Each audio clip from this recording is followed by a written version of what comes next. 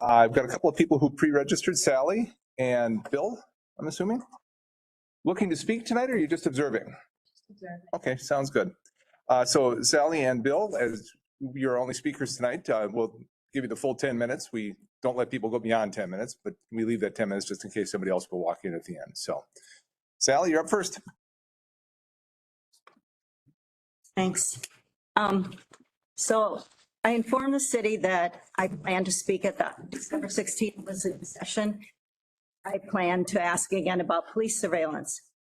The city manager responded, and the response included, I tried early on in my time here to understand your perspective and bring an open mind to the concerns that you raised. Question for the city manager. I began speaking at the beginning of the year. I noted that Restore the Nine spoke around that time too, specifically February 12, 2024. Yes or no, do you understand the perspective and the concerns they raise? Do you understand their perspective? You know, they're here almost a year. Do you understand their perspective? Would you like me to answer, Mr. Mayor? Please, Mr. Verbrugge. Yes.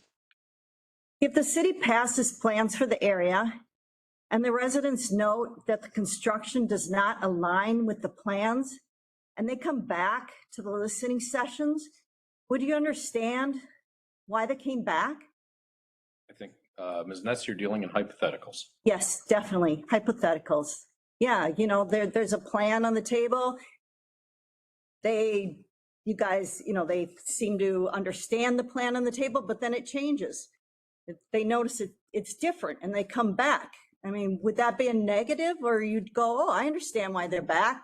Let me figure that out. Let me understand their perspective. Or would you be negative about it? You know, like, why are you back? And they're like, well, the plans changed, so we're back.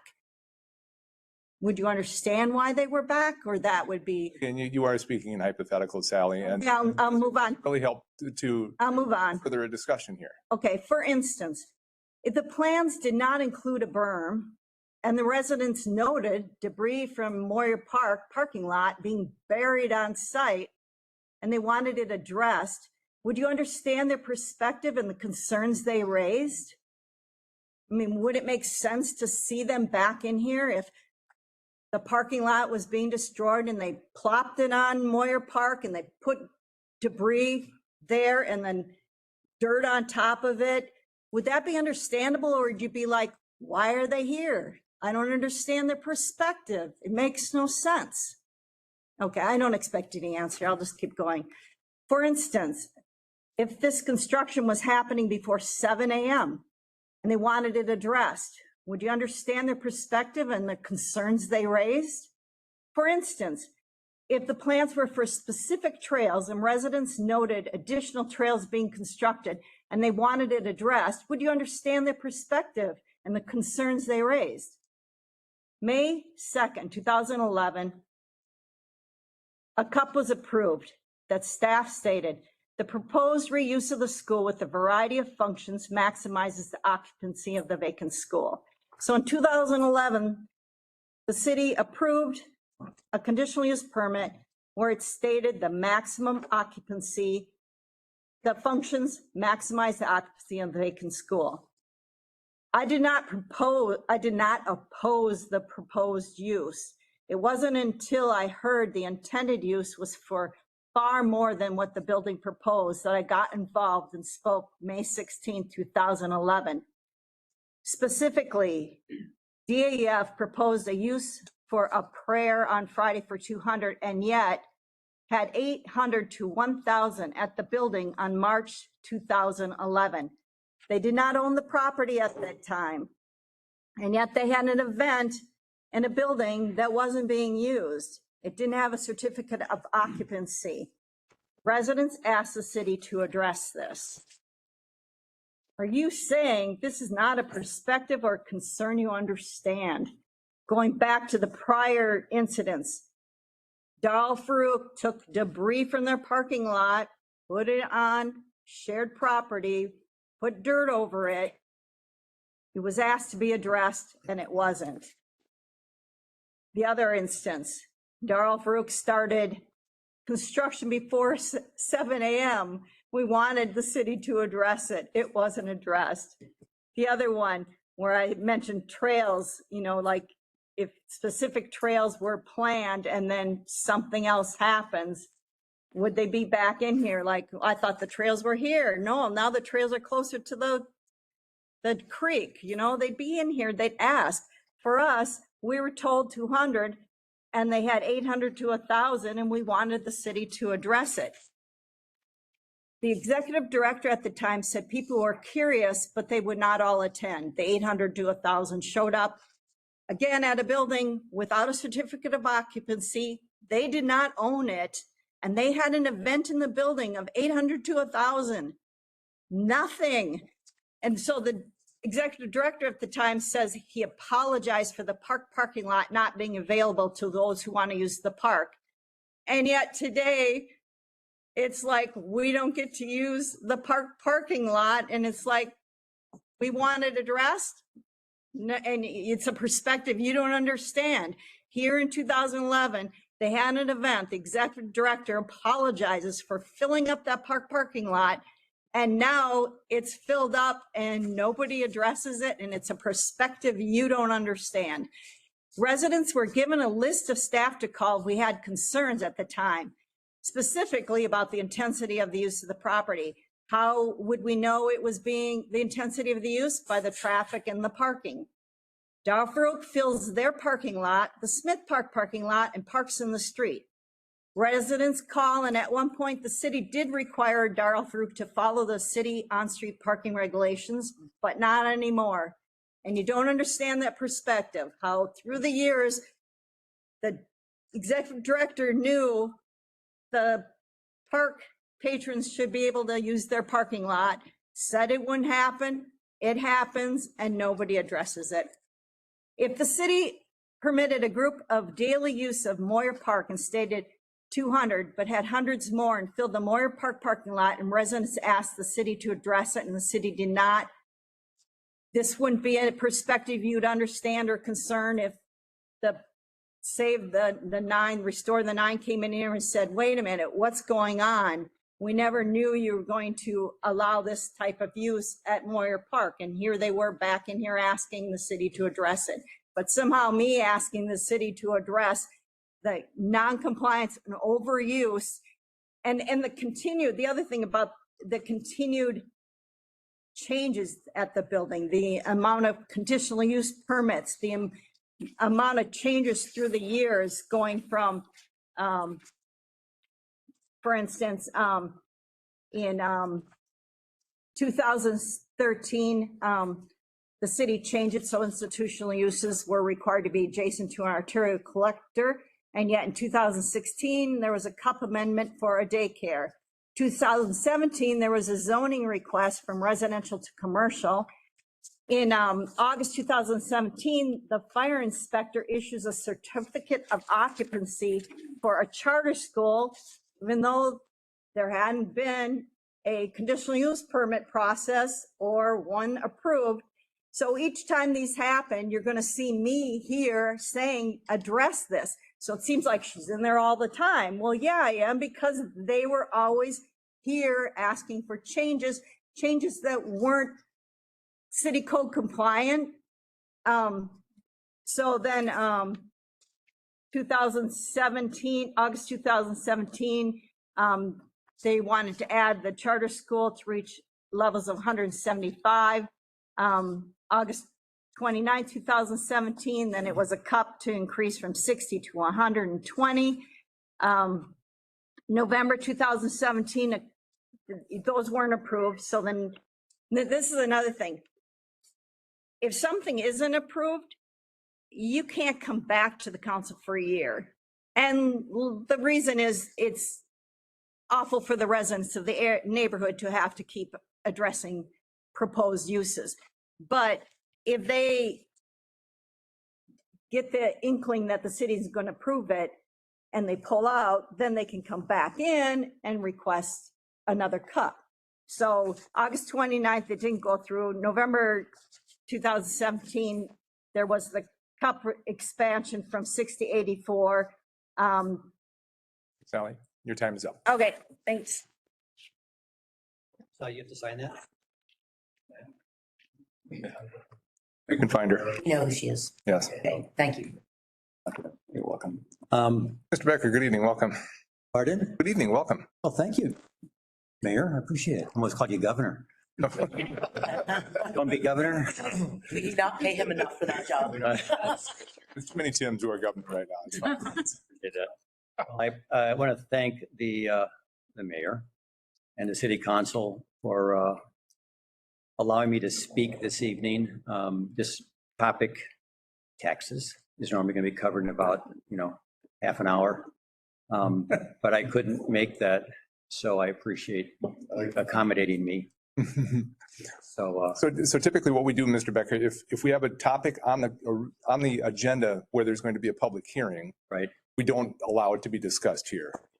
If you're not going to be able to be there later tonight, Yeah. since there's nobody else here, I mean, we'll allow it tonight, but just so you know, we'll stretch the rules a little bit because I'm happy that you're. I did ask permission before. Yep, I'll be happy And to. your secretary gave me permission, dirty darn it. So She's, who runs this government anyway? yeah, well, you'd be surprised. That's right. I also want to thank Mr. Rivas and Mr. Mawa. I asked my wife, she knows this kind of stuff. And anyway, I want to thank you and also your secretary, Miss Mercer, for communicating with me. You were very professional, very encouraging. Didn't give away any secrets, but I appreciate your thoughtfulness. And if the rest of you are like that, then I think Bloomington's in good hands. So thank you. My name is Bill Becker, and my wife and I have lived at 8740 Woodcliff Road since 1993, before some of you were born, probably. We've raised our 3 children there. This past Friday, on December 13th, I sent an email to the council members and the mayor and told of the struggles Bloomington's seniors have with the large annual tax increases that we get from not only property taxes, but also the city tax part of that. Now, when I say struggling Bloomington seniors, I'm a senior of one, an army of one, okay? Maybe like Sally, but hope not. But so I didn't do a survey. I didn't do any of that good stuff, but it's me. I sent this email to all of you folks, 2.5 pages.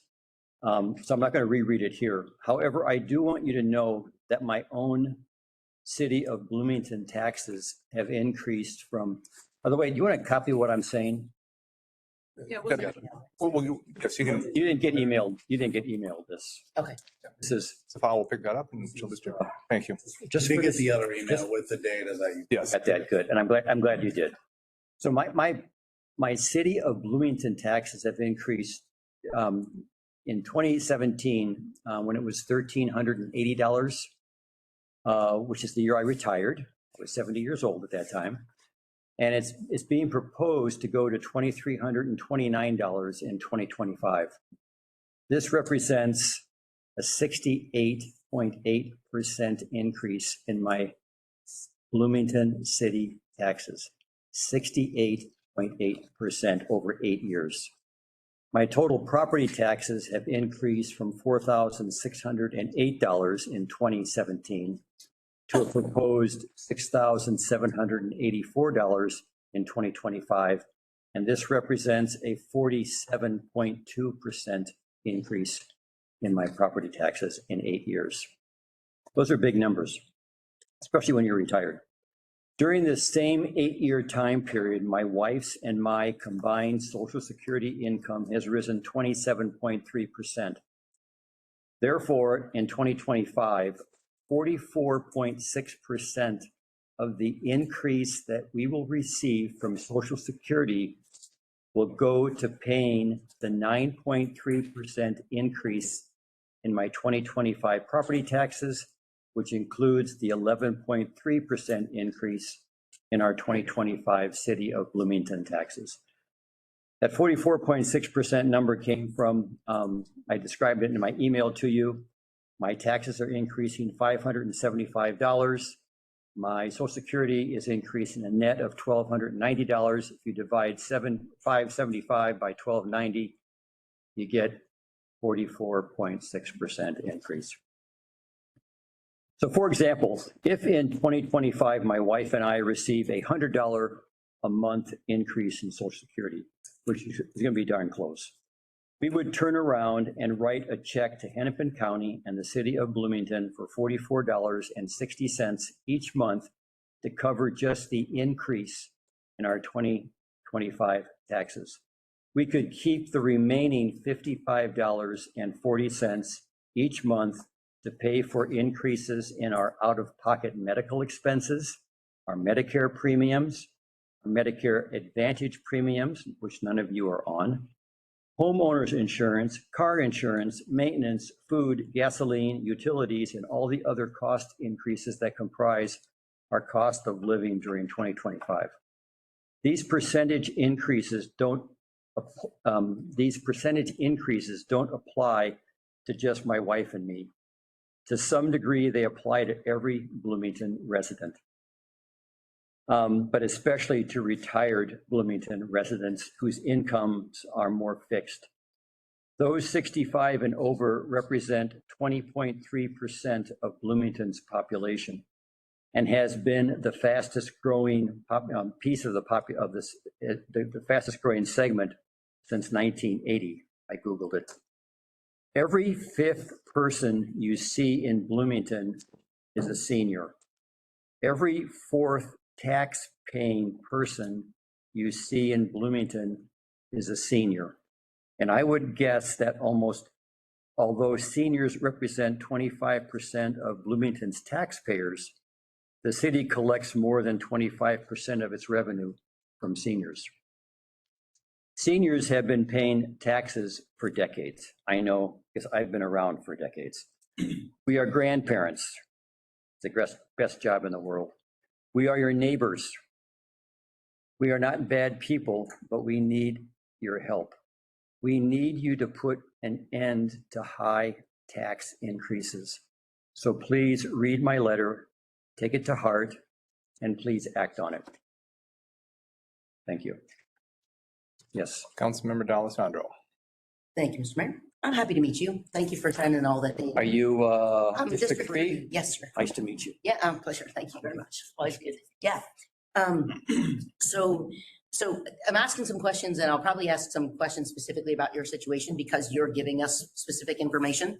Yes. But we can make it more generic if you want to as well. Okay. Do you know what the value of your home was in 2017? Like what it was assessed at the time? I have it at home. I do. That's okay. I keep my I think. yes. The answer is yes. Yeah.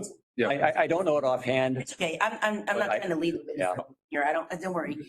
The reason I bring it up is I can look back 25 years and I can tell you that in 2020 your house was worth $419,942. Now it's valued at $547,569. 516. Yeah. Okay. With the homestead, yes, that would make total sense. So the reason I bring that up is because the 68% increase has a lot to do with the fact that the levy itself is against that property value. So your property value, I'm going to guess, has gone up 68% or more since 2017. And so it's hard we don't control that. The state and the auditing process defines what your property is assessed at, right? I understand that a 9.25% increase, which is what we're proposing tonight, is a high increase, and I am not debating that. We will debate that later. But we don't have control or authority over property value assessments. And every single one of us, I think at this table is a homeowner here in Bloomington, at least the council members. And we all experienced that same shock between 2020 and 2024 when our home values skyrocketed. That's why state legislatures work has gone into, number one, increasing the homestead exemption. I believe you probably saw in your taxation estimate that the homestead exemption went up for you, proportionally speaking. I hope so. It did for me, for sure, because it meant that despite these increases, the property value of my house that was assessed last year is actually going to be lower this year. And it has nothing to do with the property value changing. It has to do with the fact that I'm getting more from my homestead exemption. So we have the folks in the legislature to thank for some of that. But that's where that happens. The assessment we're making. Councilmember, we're at time here. I'd like to make sure that Mr. Becker has a chance. Absolutely. My comment to you is, or my question to you is, knowing that, where would you like to see us make changes to the investments we're making so that we can target those and explain that, knowing that we don't have any control over your property assessment, unless you want to come and debate that property assessment in April when that happens. Yeah, thank you for that explanation. I would think if my property value increased, my tax rate would go down. Because if the tax rate stayed the same that I was assessed and my property rate, my property value went up, I would think you'd get tons of tax money. I mean, tons of tax money, because my property value went up. The tax rate stayed the same, maybe, that you charge me. And there, I would think I would think the money that came into the city would go up. I would think that if my property value went up, my tax rate would go down. The city's specific tax rate. The other thing is, Why don't you talk to our, the other thing is my property tax, my property tax went up 9.3% in 25. That's what's proposed. That's right. That's And my tax value and my home value went up $4,000. If you divide 4,000 by 512, you get less than 1%. there's a difference also between the levy and the percentage increase in the property tax. I'm sorry, we do have to cut this off. I don't want to go too long, and I understand your questions and so on, but I want to make sure that we're fair to folks, especially downstairs, where they're only going to get 5 minutes to talk to us. You got a full 10, so you got a bonus 5 there. You talk 8. Just yeah, I know she does. She does that. Mr. Verbrugge. Thank you. Throw me under the bus for it. Jeez. Mr. Mayor and council members, Mr. Becker, I think what we can do is just connect you with our city assessor. In addition to the valuation, which Councilmember D'Alessandro had some of the numbers, but 2019 it was 395. So it's been a 31% increase in the last 6 years in the valuation.